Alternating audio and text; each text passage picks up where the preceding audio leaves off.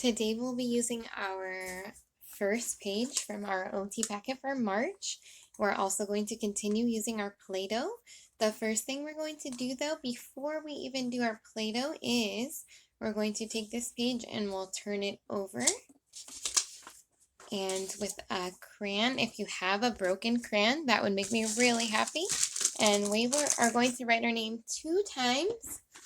We're going to be a little bit silly, and the first time we're going to use all uppercase letters, and the second time we're going to write all lowercase letters. So I'm going to give myself a dot. I have 7 letters in my name.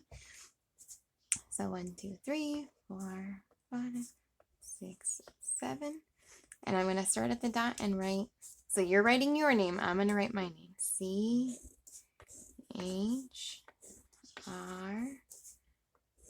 We start at the top every time.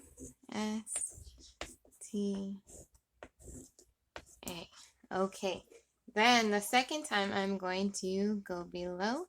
I'm not going to give dots because some of mine are tall and some are short. So I'm going to write my name all lowercase letters the second time.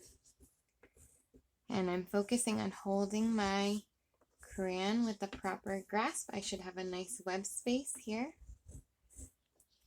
And then I want to see how you guys wrote your name. Now we're going to flip the page over, and on the top zigzag, we're going to roll a snake and put it in the lines. So you should already have your Play-Doh nearby from our exercise. And we're going to go ahead and roll a really long snake. And then we need to fit it in those lines. If you can roll the snake between your 2 hands, like you're rubbing fire, that's a good way to work on your coordination. If you need to use the table to rub it, that's okay too. Do whatever you need to do. We're going to need a really long, skinny snake for this because we're going to try to keep it on the hill like we're sledding with that polar bear.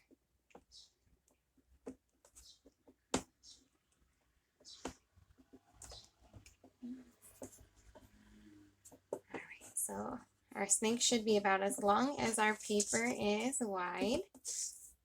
And then I'm going to start at the dot and fill my snow hill with Play-Doh.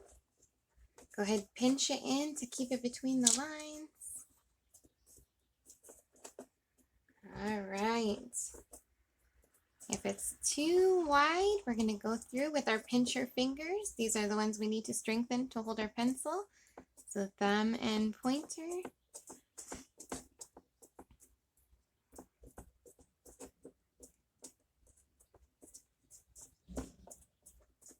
Okay, there's our first section.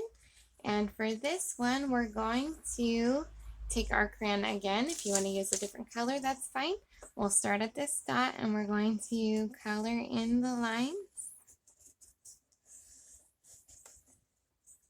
And then we'll put Play-Doh away.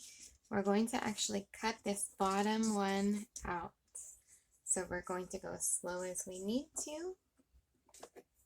With your non-dominant hand, you're going to hold your paper. I'm going to hold it this way so that I have more space. And I'm going to put my scissors on with my thumb in the small loop, my 2 fingers in the big loop. Take my time. I need to turn my paper so my right hand or my dominant hand is only opening and closing, while my non-dominant hand does the turning. Doing my best to stay inside that line. Okay, there it is. See if you can stay inside those lines.